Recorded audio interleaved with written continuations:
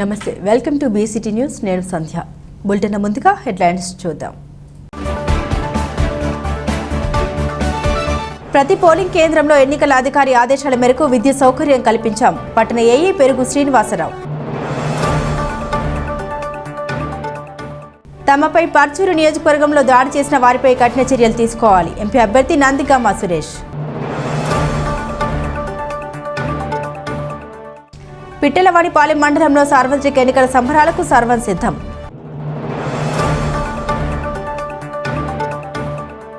బంగళాముఖి బండ్లమ్మ తల్లికి ప్రత్యేక పూజలు. వేలాది మంది భక్తులు పాల్గొని అమ్మవారి పూజలు చేశారు.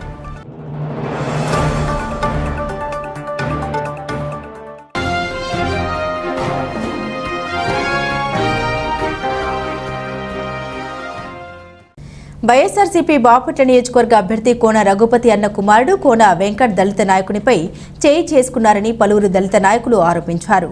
కర్లపాలెం ఎస్ఐ సాక్షిగా సదరు వ్యక్తిని కొట్టిన కోన వెంకట్పై చర్యలు తీసుకోవాలని ఆందోళన చేపట్టారు.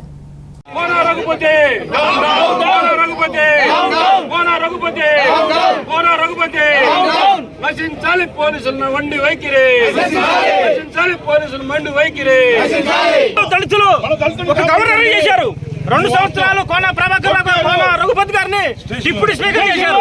ఈ రోజున దళితుల పైన కోన వెంకట గారు స్టేషన్ లో పోలీసు వాళ్ళ ముందు కాలు పెడితే అంతవరకు దళితులకి చాలా అవమానకరమైన విషయం.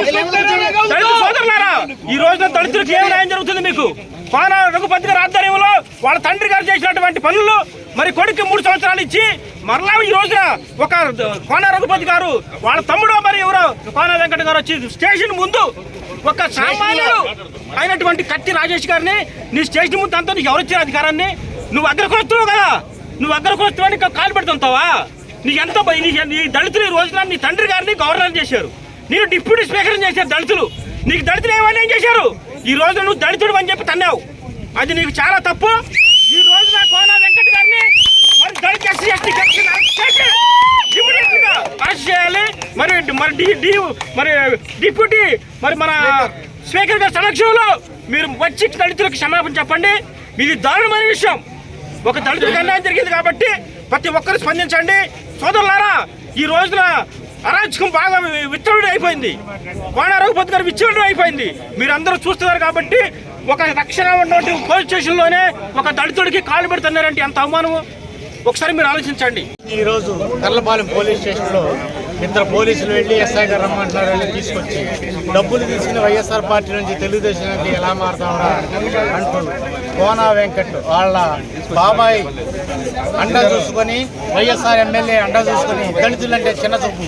ఒక్కసారి మా దళితుడు కన్నెర చూస్తే కోన రఘుపతి ఇంటి కాదు కదా ఇంటిని నేలమట్టం చేసేస్తామని ఇందుమూలంగా తెలియజేస్తున్నాను.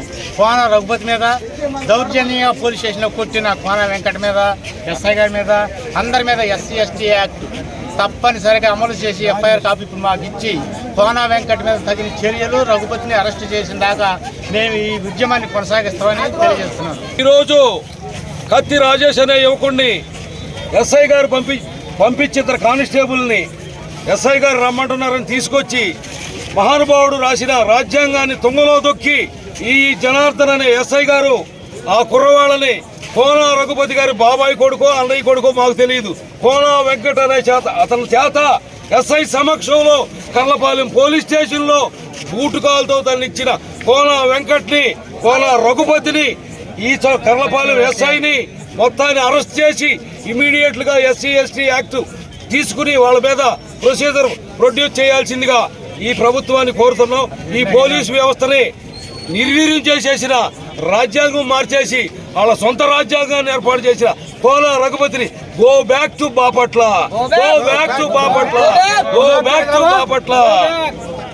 ఉన్న దళిత సామాజిక వర్గంలోని దళితులందరూ ఓటు ద్వారా ఈ రఘుపతి అనే కుటుంబానికి తగిన బుద్ధి చెప్పి జ్ఞానం కలిగి డిపాజిట్లు రాకుండా చేయాలని దళితుల తరఫున, దళిత సమైక్య తరఫున కోరుతున్నాం. Doctor B R Ambedkar. ఈ రోజు జరిగిన దుర్మార్గమైనటువంటి ఆలోచన విధానాన్ని బాపట్ల నియోజకవర్గంలో ఉన్నట్టు ఎస్సీ నాయకులందరూ కూడా తెలియజేస్తూ ఉన్నా, ఎస్సీ ఎస్టీ బీసీ మైనార్టీ వాళ్ళందరూ కూడా తెలియజేస్తూ ఉన్నాను.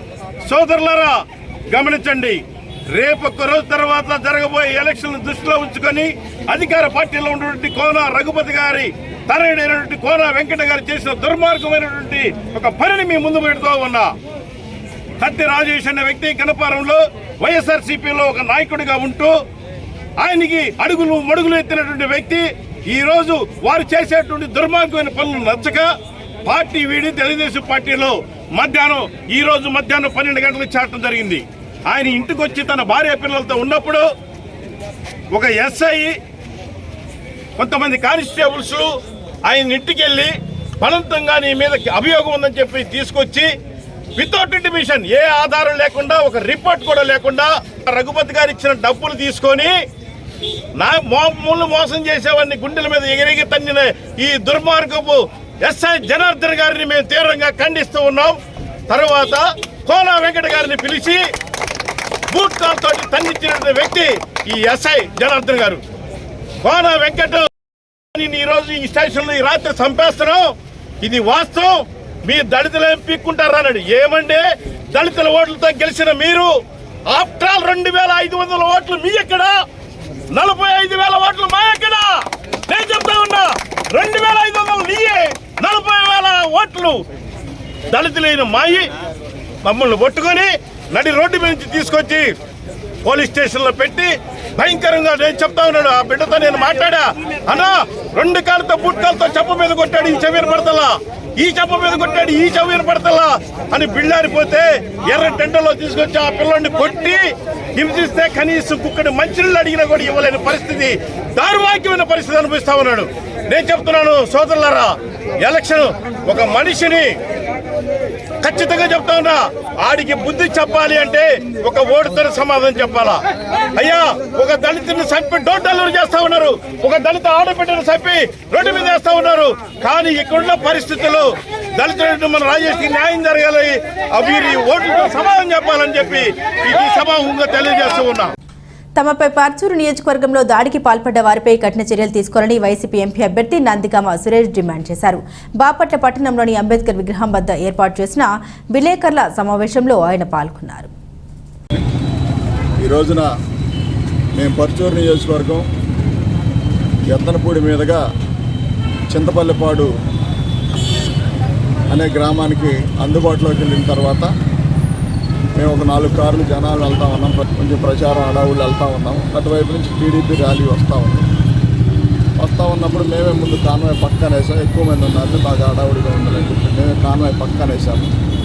పక్కకు అన్నప్పుడు టీడీపీ వాళ్ళు ఎదురుగా బళ్ళు తెచ్చి అడ్డం పెట్టి తీయకుండా ఉన్నారు. మేము మాకు టైం అవుతుందని చెప్పి ఇట్లా సైడ్ చెప్పి టైం అవుతా ఉంది మీరు వెళ్ళండి అని చెప్పి నవ్వాను. నేను కూడా వక్ర భాషలోగా రకరకాల సింబల్స్ చూపించినప్పుడు నేను నవ్వుతాను, మీరు కొంచెం అన్నారు.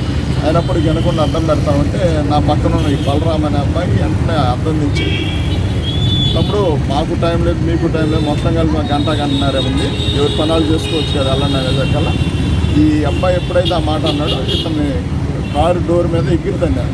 స్టార్ట్ చేసేసరికల్లా 150 మంది ఆ ప్రాంతానికి సంబంధించిన టీడీపీ అగ్రవర్ణాల నాయకులు, ఓన్లీ కమ్మ అనే కులం సంబంధించిన నాయకులు 150 మంది కారు చుట్టూ తిరిగి నోటుకు వచ్చిన భాష ఇష్టానుసారంగా ఈ మాట అనకుండా లేరు అన్నప్పుడు మేము మెల్లంగా అటువైపు నుంచి మళ్ళీ యథాతథంగా కారు ఎక్కుదాంలే ఎందుకు అని చెప్పి మన కుర్రోళ్ళందరూ వచ్చి గన్మెన్లు వచ్చి సార్ కారు ఎక్కండి సార్, వాళ్ళు దాడి చేసినా చేస్తారు, మనకి ఎందుకు లేదు వాళ్ళంతా వెళ్ళిపోతాం సార్, 10 నిమిషాలు దాడిలే పోతారులే అనేసరికల్లా నేను కారు ఎక్కుతా ఉన్న సందర్భంలో అటువైపుగా ఒక అతను ఈ సైజు కర్ర తీసుకొని వచ్చి బాగా ఇసురుగా కర్ర లేపేసరికి అక్కడ నరేష్ అనే ఒక అతను, మాకు తెలియదు అతను ఎవరండి, ఇందాక స్టేషన్ కాడ తెలిసి ఆ నరేష్ అనే అతను అడ్డు నుంచి చూడడం వల్ల ఆ నరేష్ అనే అతనికి ఇక్కడ కింద సీట్ కాడ తగిలింది ఆ కర్ర దెబ్బ. ఆ తర్వాత మెల్లంగా అక్కడ గ్రామస్తులు, ఎస్సీ కాలేజ్ సంబంధించిన గ్రామస్తులు ఉండి గబా వాళ్ళందరూ పరిగెత్తుకొచ్చి అడ్డుపడి నిల్చోబెట్టి పక్కగా లాక్కెళ్ళి వాళ్ళ ఇళ్ళలో కూర్చోబెట్టి, సార్ వాళ్ళు మొదటి నుండి ఇట్లానే ఉన్నారు సార్, మేము ఎప్పుడో ఒకసారి మీతో కూడా అన్నాము, తప్పని పరిస్థితిలో మేము మౌనంగా ఉంటాము, వీళ్ళు ఎక్కడ కాదు గంట నుంచి ఇక్కడ ఈ రోజు చేస్తాను ఉన్నారు, గంట నుంచి ట్రాక్టర్లు తెచ్చి తిప్పుతా ఉన్నారు, ట్రాక్టర్లతో స్కిడ్లు వేస్తూ ఉన్నారు, సరే మేమంతా కొద్దివాళ్ళం కాబట్టి వాళ్ళ జోలికి ఏం బాగున్నా మౌనంగా ఉన్నాం, తీరా చూస్తే గంట ఎందుకున్నారు అనుకుంటా ఉన్నాం, తీరా మీరు వస్తున్నారని ఏదో ఒక డైరెక్షన్ ఉంది, వీళ్ళు అడ్డుకోవడానికి గొడవ పెట్టుకోవడానికి ఏదైనా చేయడానికి ప్లాన్ చేసుకున్నట్టున్నారని చెప్పి అక్కడ ఉన్న మహిళలందరూ మాట్లాడారు. బాపట్ల పట్టణంలో ఎన్నికలకు అవసరమైన విద్యుత్ సరఫరా చేయడం జరిగిందని పట్టణ ఏఈ పెరుగు శ్రీనివాసరావు అన్నారు. బాపట్ల పట్టణంలో ఆయన బీసీటీ ప్రతినిధితో మాట్లాడారు. బాపట్ల పట్టణంలో 56 పోలింగ్ బూత్ల ఏర్పాటు చేశారని వాటికి కావలసిన విద్యుత్ సౌకర్యం కల్పించామని శ్రీనివాసరావు తెలిపారు. పట్టణ ప్రజలు ఓటు హక్కును వినియోగించుకోవాలని సూచించారు. ఎన్నికల అధికారి ఇచ్చిన సూచన మేరకు ప్రతి కేంద్రం వద్ద లైటింగ్ కూడా ఏర్పాటు చేశామన్నారు. నమస్కారం అండి.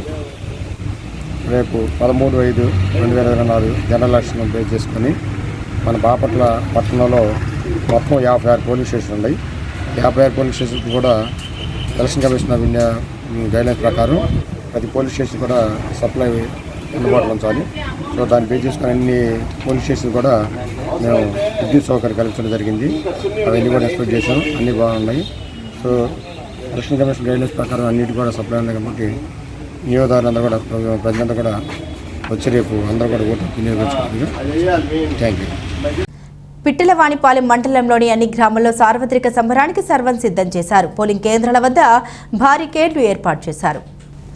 పిట్టలవానిపాలెం మండలంలో సార్వత్రిక సంబరానికి సర్వం సిద్ధం చేశారు. ఇందులో భాగంగా మండలంలోని 34 పోలింగ్ కేంద్రాల్లో ఎన్నికలు ప్రశాంత వాతావరణంలో నిర్వహించేందుకు పోలీసు సిబ్బందితో పాటు కేంద్ర బలగాలు, ఎన్నికల సిబ్బంది, స్థానిక పంచాయతీ రెవెన్యూ శాఖ అధికారులు ఏర్పాట్లను పూర్తి చేశారు. పోలింగ్ కేంద్రాల వద్ద బారికేడ్లు ఏర్పాటు చేయడంతో పాటు మంచినీటి సౌకర్యం, ఇతర వసతుల్ని కల్పించారు. ప్రత్యేక అవసరాలు కలిగిన వారు ఓటు హక్కు వినియోగించుకునేందుకు పోలింగ్ కేంద్రాల వద్ద ర్యాంపుతో పాటు వీల్ చైర్స్ ఏర్పాటు చేశారు. పోలింగ్ కేంద్రానికి 200 మీటర్ల దూరం వరకు ఎవరు ఉండకూడదని పోలీసు శాఖ 144 సెక్షన్ జారీ చేసింది.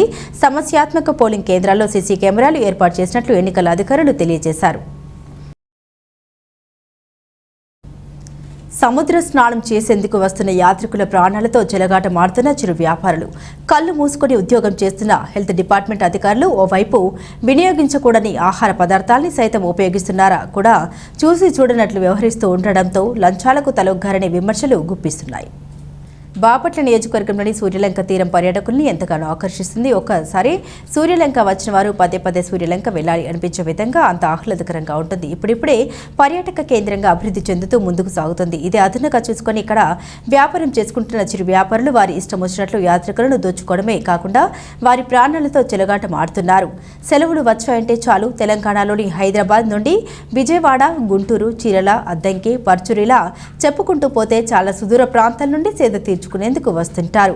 ఇదే అదనుగా చూసుకొని వారిని ఆకర్షించేందుకు కొన్ని షాపుల వారు చేపల ఫ్రై చేసి విక్రయిస్తుంటారు. చేపల ఫ్రైకి ఒకసారి వినియోగించిన నూనెను తిరిగి అదే నూనెను వినియోగించిన వంటివి అధికంగా చేయడంతో పాటు చేపలకు ఫుడ్ కలర్ని అధిక మొత్తంలో రాసి నూనెలో ఫ్రై చేసి విక్రయిస్తుంటారు. అది వాడడం వల్ల క్యాన్సర్ వస్తుందని తెలిసి కూడా వారు చేపలకు అడ్డుతున్నారు.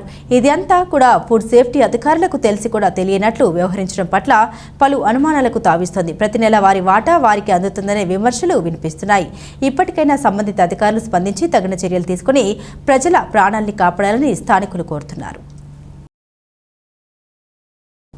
పిట్లవానిపాలెం మండలం చందోలు గ్రామంలో వేంచేసుకున్న శ్రీ బండ్లమ్మ దేవాలయంలో అమ్మవారిని ప్రత్యేకంగా అలంకరించి పూజా కార్యక్రమాలు నిర్వహించారు. ఈ సందర్భంగా ఆలయ కార్యనిర్వహణ అధికారి జి నరసింహమూర్తి మాట్లాడారు.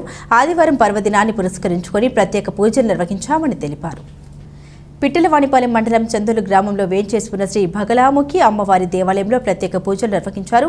భక్తులు కోరిన కోరికలు నెరవేర్చే శ్రీ బగలాముఖి అమ్మవారి దేవాలయంలో ఆదివారం అమ్మవారికి ప్రత్యేక పూజాది కార్యక్రమాలు నిర్వహించారు.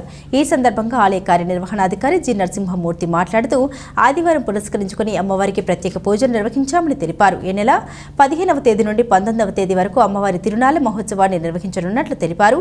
18వ తేదీన అమ్మవారికి పురాతన ఆభరణాలు అలంకరించడం జరుగుతుందని తెలిపారు. ఈ కార్యక్రమంలో వైఎస్ఆర్సీపీ మండల కన్వీనర్ వి లీలా శ్రీనివాస్ రెడ్డి, ఆలయ ధర్మకర్తల మండల చైర్మన్ మోదుగుల ప్రభాకర్ రెడ్డి, సభ్యులు బుడ్డా వెంకటలక్ష్మి, పెనుకొండ బాలకృష్ణమూర్తి, ఆలయ సిబ్బంది ఉన్నారు. శ్రీ బగలాముఖి పరాంబిక చందోల గ్రామంలో వేంచేసుకున్నటువంటి శ్రీ బగలాముఖి అమ్మవారి దివ్య దేవస్థానంలో ఈ నెల 15వ తారీఖు నుండి 19వ తారీఖు వరకు శ్రీ అమ్మవారి వార్షిక జాతర మహోత్సవాలు అత్యంత వైభవపేతంగా జరపడానికి దేవస్థానం తరపున అన్ని ఏర్పాట్లు చేస్తున్నాము. మరి ఈ కార్యక్రమాలకు సంబంధించినటువంటి అన్ని విషయాలన్నీ కూడా కూలంకషంగా చర్చించి శ్రీ అమ్మవారి దేవస్థానానికి వచ్చేటువంటి భక్తులందరికీ కూడా వేసంకాలాన్ని దృష్టిలో పెట్టుకొని చక్కటి డ్రింకింగ్ వాటరు అలాగే ప్రసాద సౌకర్యాలు అన్నీ కూడా ఏర్పాటు చేయడం జరుగుతోంది.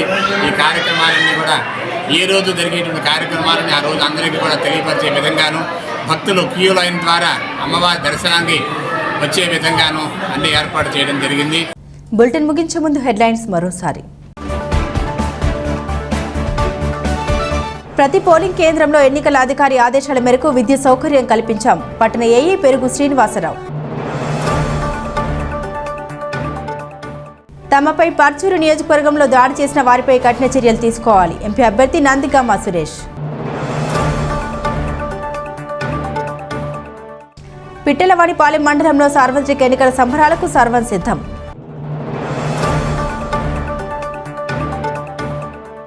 బంగళాముఖి బండ్లమ్మ తల్లికి ప్రత్యేక పూజలు. వేలాది మంది భక్తులు పాల్గొని అమ్మవారి పూజలు చేశారు.